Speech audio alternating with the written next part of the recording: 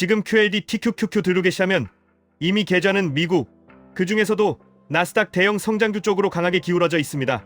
여기서 미국의 주식을 넣을지 말지 고민하는 건 수익률을 더 뽑아내는 문제라기보다 계좌가 한쪽으로 넘어지는 확률을 줄일지 말지의 문제입니다.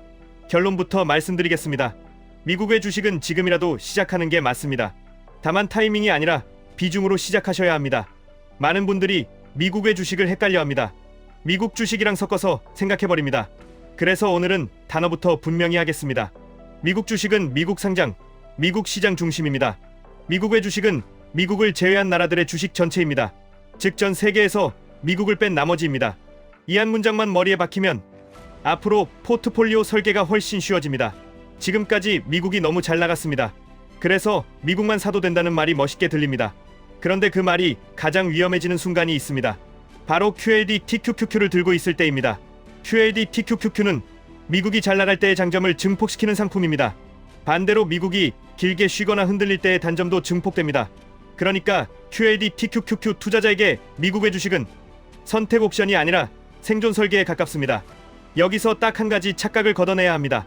미국의 주식을 넣는 이유는 앞으로 미국애가 미국을 이길 거라서가 아닙니다. 그걸 맞히려고 들어가면 늦습니다.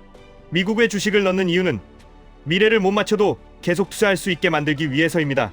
예측 게임을 내려놓고 구조 게임으로 들어가야 합니다. 보그레드식 사고는 단순합니다. 시장 평균을 산다고 결정했다면 미국 평균만이 아니라 전 세계 평균을 사는 게 더 일관적입니다. 미국만 산다는 건 논리로 포장해도 최근 성과를 따라가는 선택이 되기 쉽습니다. 특히 작년에 미국애가 잠깐 좋았다는 이야기를 듣고 갑자기 관심이 생겼다면 그 순간 이미 감정이 개입된 겁니다. 감정이 개입된 투자는 대부분 비싸게 사고 싸게 팝니다. 미국의 주식을 싫어하는 이유도 분명합니다. 첫째, 답답할 수 있습니다. 미국이 질주할 때 미국에는 오랫동안 지지부진할 수 있습니다. 둘째, 비교가 고통입니다. 옆 계좌는 미국만 들고 폭등하는데 나는 미국애 때문에 덜 오른 것처럼 보입니다. 셋째, 환율이 끼어듭니다. 주가가 올라도 환율이 눌러버릴 수 있고 주가가 빠져도 환율이 막아줄 수 있습니다. 통제박 변수가 하나 더 늘어납니다. 그래서 사람들은 결국 이렇게 결론 냅니다. 미국이 글로벌이고 미국 기업이 전 세계에서 돈 버니 미국만 사도 된다.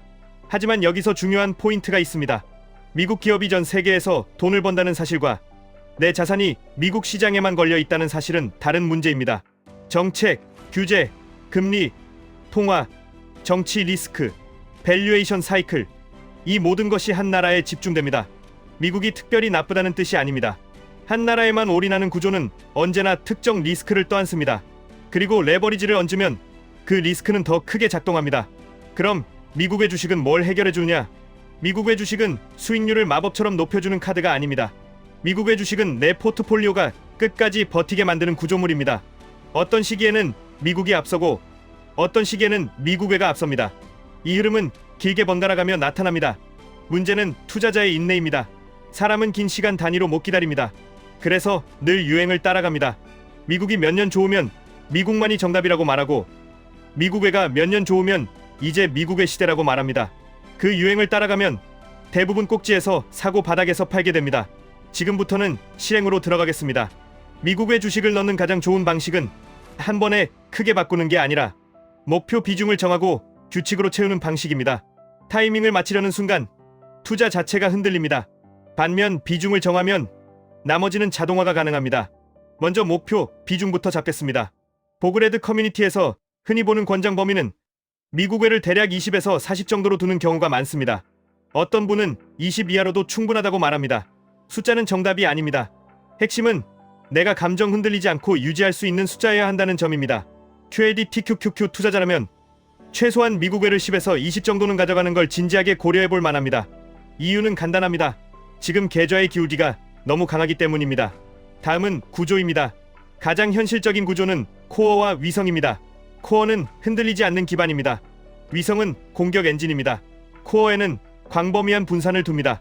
미국과 미국애를 함께 담는 방식이든 전 세계를 한 번에 담는 방식이든 원리는 같습니다. 시장 전체를 산다. 위성에는 QLD TQQQ를 둡니다. 이렇게 하면 공격을 포기하지 않으면서도 계좌가 무너질 확률을 낮출 수 있습니다. 예시를 들어드리겠습니다. 코어 70, 위성 30. 코어는 미국과 미국애를 분산해서 구성, 위성은 QLD 또는 TQQQ. 이 구조는 상승장에서도 힘을 내고 하락장에서도 버틸 확률이 올라갑니다. 더 공격적으로 하고 싶다면 코어 60, 위성 40. 다만 위성이 40을 넘기면 하락장에서 손이 먼저 무너질 수 있습니다. 그래서 멋있어 보이는 비율이 아니라 실제로 버틸 수 있는 비율로 잡으셔야 합니다. 이제 운영 규칙입니다. 규칙은 복잡하면 실패합니다. 딱 3개만 가져가시면 됩니다. 첫째, 매달 들어가는 돈은 목표 비중이 부족한 쪽에 넣습니다. 미국이 올라서 위성이 커지면 다음 달에는 코어로 더 들어가게 됩니다. 미국외가 빠져서 코어의 미국외 비중이 줄면 다음 달에는 미국외로 더 들어가게 됩니다. 이렇게 하면 매수 자체가 리밸런싱이 됩니다. 감정이 들어갈 자리가 줄어듭니다. 둘째, 리밸런싱은 자주 하지 않습니다. 분기나 반기 혹은 1년에 한 번이면 충분합니다. 또는 기준을 하나 정합니다. 목표 비중에서 일정 수준 이상 벗어나면 조정한다. 이 방식이 좋습니다. 기준은 각자 다를 수 있습니다. 중요한 건 기준을 정해놓고 그대로 하는 겁니다. 느낌으로 하면 그날 뉴스가 내 손을 조종합니다. 셋째, 하락장에서 팔지 않도록 설계를 먼저 합니다. 이건 정신력 문제가 아닙니다. 구조 문제입니다. 처음부터 하락장을 견딜 수 있는 비중으로 만들어야 하락장에서 결정을 바꾸지 않습니다. 결정이 바뀌는 순간 투자 성과는 망가집니다. QAD TQQQ는 그 순간의 실수를 더 크게 확대합니다. 그래서 더더욱 코어에 미국외를 깔아두는 게 중요합니다. 여기서 사람들이 꼭 묻는 질문들이 있습니다. 미국외 주식이 앞으로 미국을 이길까요? 아무도 모릅니다. 그리고 몰라도 됩니다. 그걸 맞히려고 들어가면 이미 게임이 틀어집니다. 미국외는 맞히기 위한 자산이 아니라 못 맞춰도 살아남기 위한 자산입니다. 환율이 불안한데 미국외를 넣어도 되나요? 환율은 불편한 변수입니다. 하지만 그 변수가 싫어서 미국외를 안 넣으면 내 자산은 더 좁은 범위에 묶입니다. 환율은 리스크이기도 하지만 동시에 분산의 한 축이기도 합니다. 환율을 통제할 수 없기 때문에 규칙으로 통제해야 합니다. 매달 비중대로 리밸런싱 기준대로 기계적으로 가는 게 정답입니다. 미국 기업이 글로벌인데 미국외가 필요할까요? 글로벌 매출과 시장 리스크 집중은 다른 문제입니다. 미국만 들고 있으면 미국 시장의 밸류에이션 사이클과 정책 리스크에 더 크게 묶입니다. 특히 레버리지를 쓰면 그 묶임이 더 강해집니다. 그래서 미국외가 필요합니다. QAD TQQQ를 하는데 미국외를 넣으면 수익이 줄지 않나요? 어떤 구간에서는 줄 수 있습니다. 대신 어떤 구간에서는 계좌가 안 줄어듭니다. 장기에서 중요한 건 최고 수익률이 아니라 중간에 포기하지 않고 끝까지 가는 확률입니다. 끝까지 가는 사람이 결국 이깁니다. 분산은 그 확률을 높입니다. 이제 다시 오늘의 결론으로 돌아가겠습니다. 미국외 주식은 지금이라도 시작하시는 게 맞습니다. 단 타이밍이 아니라 비중으로 시작하십시오. 목표 비중을 정하고 코어와 위성 구조를 만들고 매달 부족한 비중에 자동으로 넣고 정해둔 기준에서만 리밸런싱 하십시오.